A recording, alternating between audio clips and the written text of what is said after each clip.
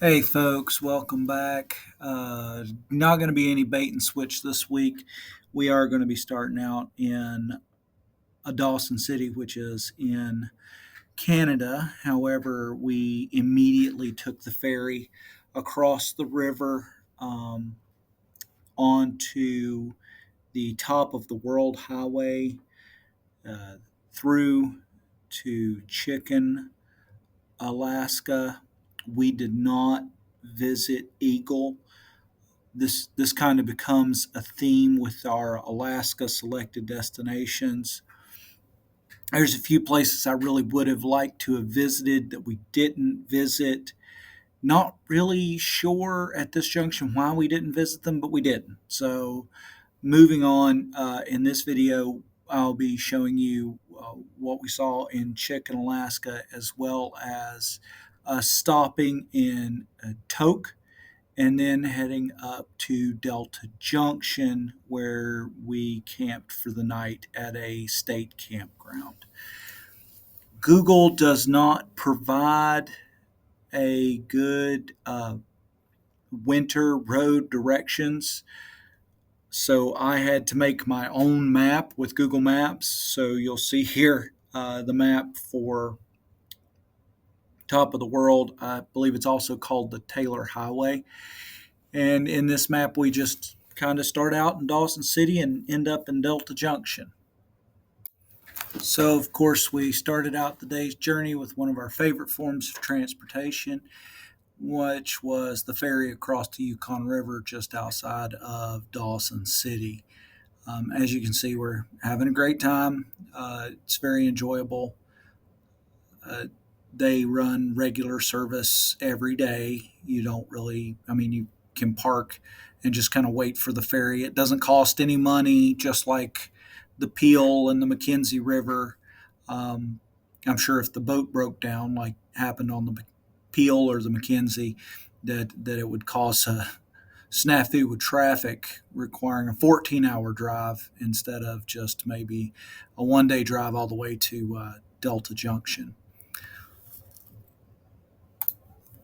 I do not have Google as a reference anymore, but in a conversation with Stephen, we do believe that originally from Dawson City to Tok, or maybe even before Tok, Tetlin Junction, that it was about a 3 hour drive. But honestly, after checking out all the sites and stuff in Chicken, we probably turned it into about a 5 or 6 hour drive. And then from Tok on up to Delta Junction. The first thing you'll notice when you cross over into Alaska is how quickly you go up in elevation. Um, there's clearly a reason that this road is closed during the winter. The road itself is kind of a weird mixture of pavement and gravel, which can be a lot slicker in a lot of ways than just if they left it just purely gravel or if they left it just purely pavement. But just be careful through this little section and you should be just fine. Here in this next picture, you can see the Canadian U.S. border crossing at the top of the World Highway. Very, very laid back crossing here.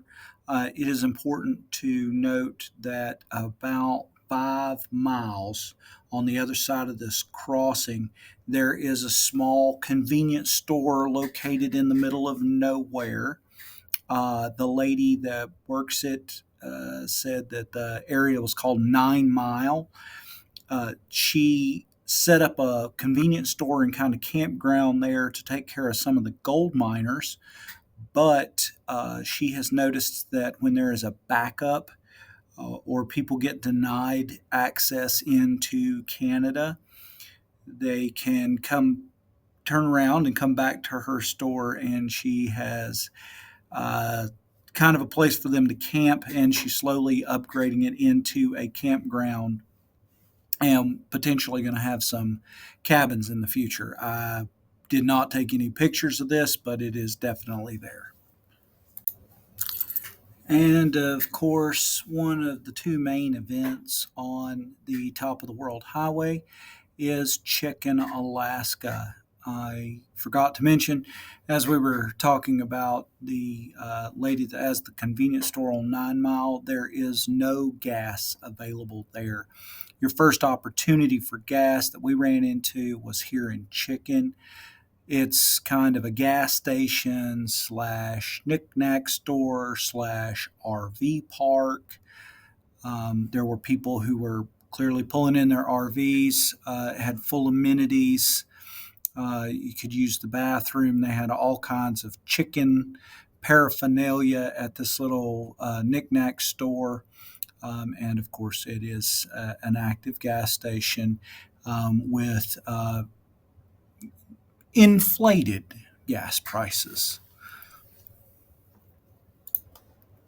If you get back on the top of the World Highway, take a left, heading back towards Delta Junction, and then take a left and go down the hill. You can enter the Chicken Township proper. I don't really know that I would call it a town per se.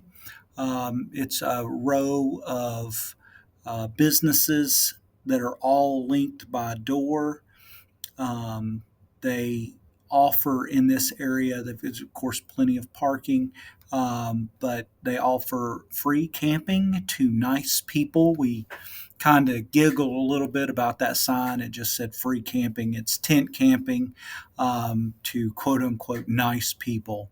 Um, there was a saloon. The saloon had a bunch of baseball caps hanging from the ceiling. They were open for visitors to come snap pictures of the interior, but they were not serving any alcohol when me and Stephen were there. I think this is one of those things that I kind of regret. I wish we had stopped um, and, uh, maybe unloaded our bikes, hung some tents at their free camping, took the bikes up to the second big draw on this road, drove up to Eagle, visited Eagle, maybe hung out there, and then drove back and spent the night. Folks, don't do what we did. Don't rush this. It's hard to get all the way up here, and it's a long drive. Take your time, enjoy the things that you come to enjoy. I don't really understand why, but like probably one of the biggest regrets that I have is constantly feeling like I was running out of time and not really stopping to smell the roses and enjoy my time. So this is one of those good opportunities. You got a gas station, you're in the middle of nowhere, you got a saloon, you got a restaurant. The food was pretty good. Then I'm going to hang a picture here with the menu, and it would have been a really good idea to just hang out here. And I think me and Stephen would have probably enjoyed the experience immensely.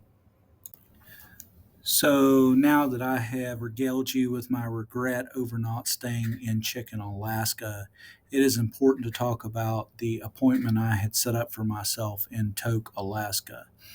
So if you've been to Alaska via the road, you will know that there is no coming into or out of most of Alaska from Whitehorse without going through Tok.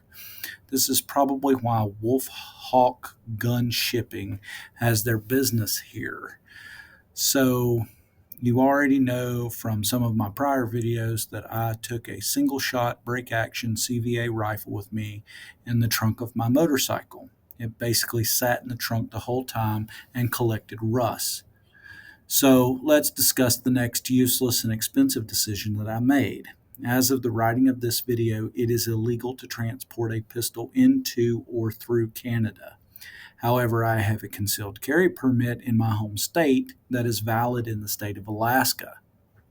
So the company listed here will allow you to ship your firearm to Alaska in advance of your arrival, and then turn the firearm over to you once you arrive. This has to be prearranged with a receptive dealer in the lower 48 states. Fortunately, they have a list of dealers that will help with this. The dealer that I used was not in their network, but after a quick conversation he had with the Bureau of Alcohol, Tobacco, and Firearms, where he was assured that what they do is legal, he shipped the firearm for me. If that had not been an option, Wolf Hawk Shipping has a preferred dealer network. Most of them are in gun friendly northern border states. You can just ship through them as you're passing through that state on your way up. This was actually very easy, and picking the firearm up was a breeze. The Wolf Hawk folks there even took the useless Canadian legal rifle off my hands. Unfortunately, I ran into a similar problem as I had with the rifle. After a while, the gun began to dictate all of my decisions. I never quite felt like it was secure in the bike, so I couldn't leave it locked in my trunk. I can't really cut loose with a gun in my possession. I have to make a pickup and drop off appointment to transfer the gun to and from home. And then to beat all of that, we were planning to drive up the Dalton Highway and potentially encounter bears, which is why I had the gun shipped to me in the first place. After completing the Dempster, we did not bother driving the Dalton. So I spent all this money to ship an appendage to Alaska that adversely affected my decision making and prevented me from engaging in certain types of fun. I include this information, though, for those of you who feel that the juice is worth the squeeze, or truly feel that for some reason or another you need a certain level of protection while you're in the Great White North. Of course, while you are in Tok, you should probably catch a quick meal at Fast Freddy's, and you may want to run by the Three Bears Outpost just down the street from where you picked up your pistol to grab some ammo. It's also a well stocked convenience store, general store, grocery store. We picked out a lot of camping supplies that we had burn out of while we were on the Dempster Highway. With that mess out of the way, we can continue the journey up to Delta Junction. That night, we camped in the Delta State Campground. I'm going to show you a few pictures here. The campground was very buggy. As you can see in the pictures, it's pretty wooded. The campground included pit toilets, so not flushing toilets with running water inside. They did have some fresh water on site, but no showers. For me, I showered out of a collapsible bucket that I brought with me, which necessitated me flashing some people who were walking down the road inappropriately. Stephen found this situation hilarious. It was, however, quite cheap to stay there overnight. Finally, we ended our day at the Draft House and Lodge. I'll put a picture of that here. This restaurant, or more or less kind of a bar, had a good selection of food. This is also a lodge. They did have lodging there that was pretty basic, but if I remember correctly, it was pretty inexpensive, somewhere between $100 to $120 a night. So, with that said, that's the end of this day's trip. So, we're going to transition to the outro. Thank you for joining me on this latest installment of my Alaska Selected Destinations series. If you've been following along, you know I played a little trick on you all. The first video was actually of us exiting Canada through Yukon territory, but moving forward, we will be diving exclusively into the incredible places we visited in Alaska, starting with the top of the World Highway. Before we wrap up, I'd like to give a big shout out to some of the amazing support systems and communities that made this journey possible. First and foremost, the Dempster Adventure Riders Facebook group.